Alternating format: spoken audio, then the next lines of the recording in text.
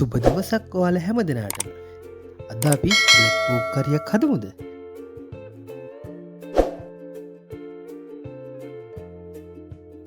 ඔයාලා තවමත් අපිව සබ්ස්ක්‍රයිබ් කරලා නැත්නම් ඔයාලගෙන් ආදරෙන් ඉල්ලනවා අපිව සබ්ස්ක්‍රයිබ් කරලා ඊළඟින් තියෙන බෙල් අයිකන් එක ක්ලික් කරලා අපිත් එක්ක හැමදාම එකතු වෙලා ඉන්න කියලා.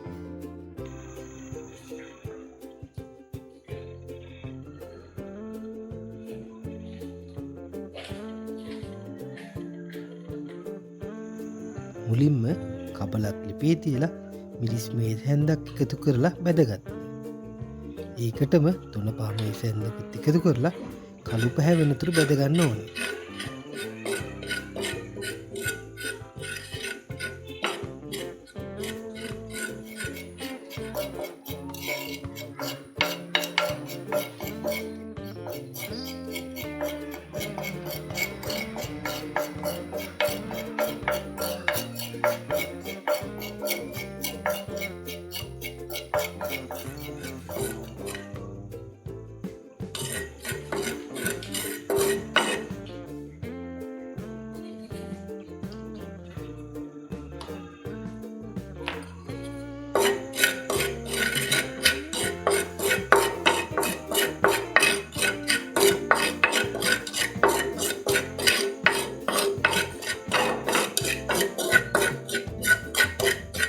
කපාගෙන සෝදාගත්ත මස් එකට බැදගත්ත මිරිස් 3-5 මිශ්‍රණය එකතු කරන්න.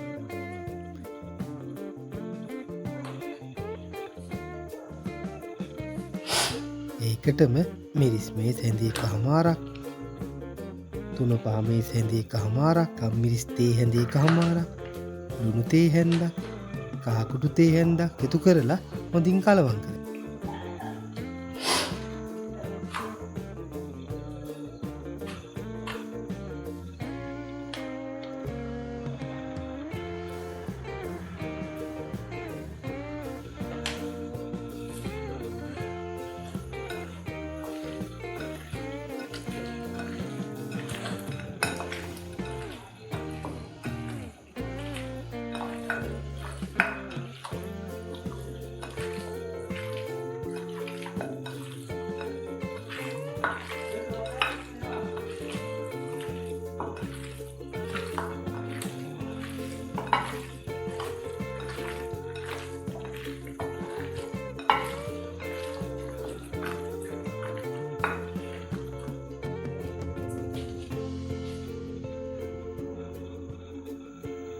ගොරක කැබැල්ලක් සියඹලා කැබැල්ලක් තියෙනවා නම් සෝයා සෝස් එකතු කරලා සියල්ලම හොඳින් කලවම් කරගන්න.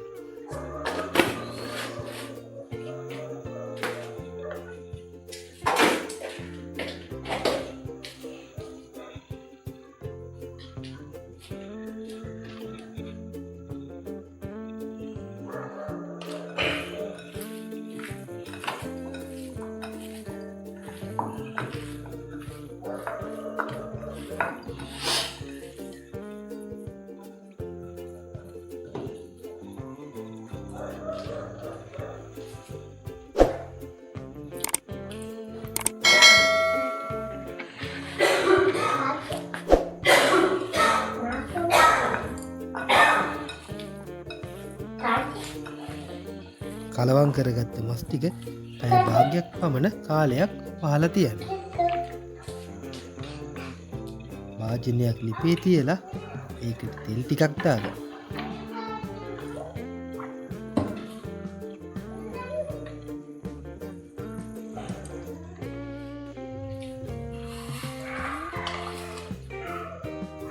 තෙල් රත් වෙනකොට ඒකට අබ ටිකක්, උළුහාල් ටිකක්, සූදුරු ටිකක්, කුරුදු පොතු කැබැල්ලක්, කරාබුනටි කීපයක්, තලාගත් එනිසල් කීපයක් එකතු කරලා මදක් ටෙම්පරාදු කරගන්න.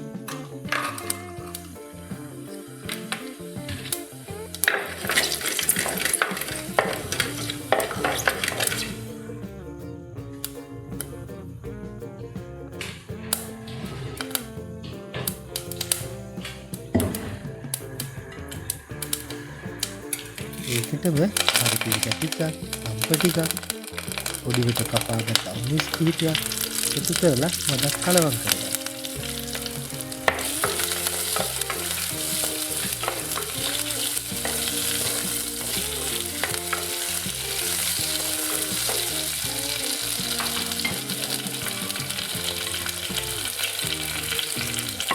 ගොඩක් කලවම් කරගෙන කපාගත් ලුණු ටික, කලාගත් ඉඟුරු ටික, කුඩු ටික එකතු කරලා ටෙම්පරාදු කරගන්න.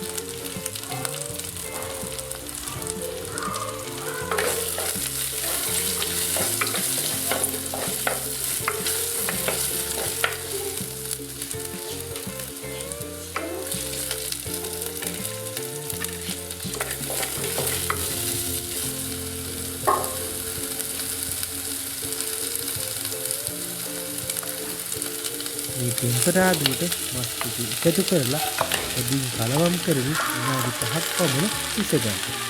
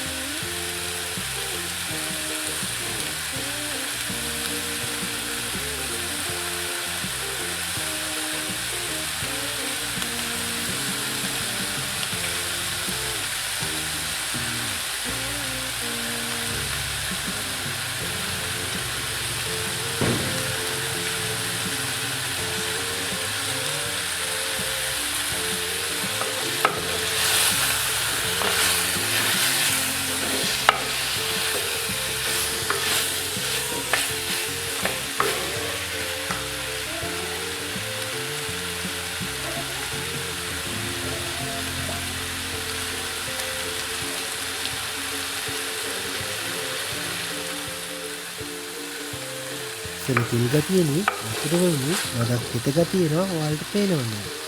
මේ විලාවට වස්තුවේ ප්‍රමාණයට වතුර එකතු කරලා වැඩගින්නේ අයිතිවල කාලයක් විදෙන් විද හදිගාමි භාගයට පිළිතුරු වහලා මස් ටික තිස ගන්නවා. අවශ්‍ය නම් අසාමය ලුණු ටිකක් අමිස් ටිකක් තව එකතු කරනවා.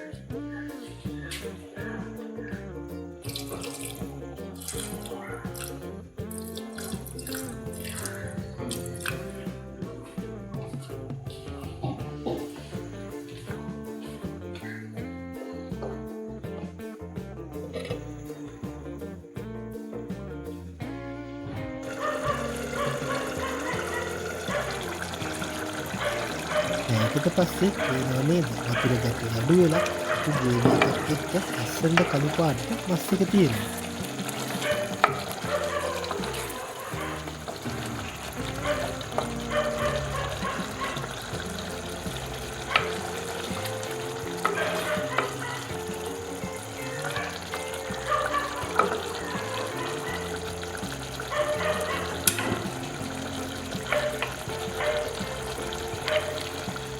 ඔයාලත් මේ වගේ රසට ඒ වගේම ලස්සනට බ්ලැක් පෝක් කරියක් හදලා බලන්න.